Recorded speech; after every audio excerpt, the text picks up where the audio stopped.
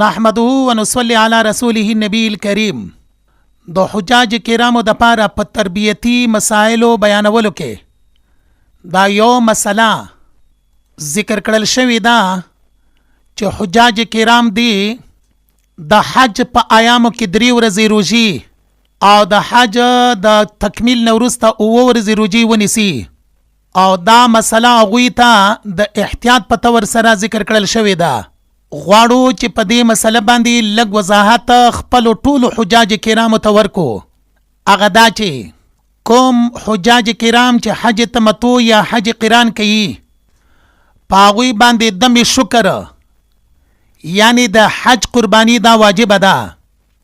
د امام ابو حنیفه رحمه الله په مسلک باندې په مینا کې په 3 اشیاو کې ترتیب واجب ده، چې هغه رمی یعنی د شیطانانو وشتل، قربانی کول، او بیا حلق یا قصر یعنی اختا خریل یا کمول.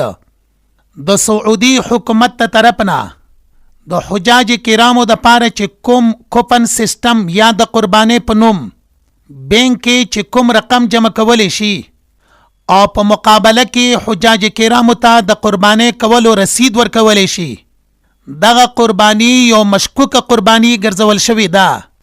هغه دا چې اول د احنافو په نیز باندې د قربانی اخرنی تاریخ 12 د ذوالحجې ده، او مذکوره سیستم یعنی د بینک رسید چې ورکړل شوی ده د قربانی په نامه، نو په دغه سیستم کې قربانی تر 14 د ذوالحجې پورې جاری وي، چې د احنافو په مسلک باندې 14 د ذوالحجې باندې قربانی نه دی صحیح.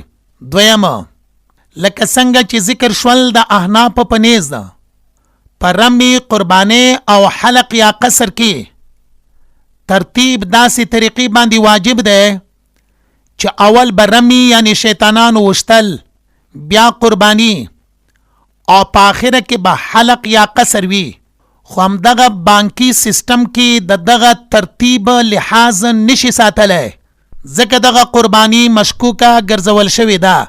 دریم، کوم حاجی د طرفنا چې وکالتن قربانی کولی شي لکه دغه بانکی سیستم کې، نو پاغي کې 2 خبرې د ټولو ائمو په نیز باندې ضروری دي. اول، د حاجی د طرف نه نیت کول. دویم، تعین د قربانی د څاروي، یعنی دا معین څاروی د معین پلانکی شخص د طرف نه قربانی کولی شي. په بانکی سیستم کې دا 2 خبرې نه دي موجودي، بلکې په بانکی سیستم کې چې کوم ټیکټونه د بانک د طرف نه ورکړل شوي دي او حجاج کرامو اغستلی دي، د هغې په حساب سره څاروي ذبح کولی شي. نه خو پکې تعین د شخص شته او نه تعین د قربانی د څاروي، نو ځکه قربانی مشکوکه ده. خو کچره معتمد اداره یا معتمد وکیل وو او دا 3 ذکر کړل شوي شکوکونه د حجاج کرامو قربانی خالی وه، نو بیا قربانی صحیح ده. او کچرته دا 3 شکوک پکې موجود وو، نو قربانی بیا یې نه صحیح کیږي. نو ځکه حجاج کرامو ته ویل شوي دي چې 9م، 8م، 9م د ذوالحجې باندې 2 روژې ونیسي، او د حج د تکمیل نه وروسته بیا 9 ورځې روژې ونیسي. د دې مسلې مزید وضاحت کتاب الفتاوا جلد 2 حصہ 4 کې ذکر کړل شوی دی. السلام علیکم ورحمت الله وبرکاتہ.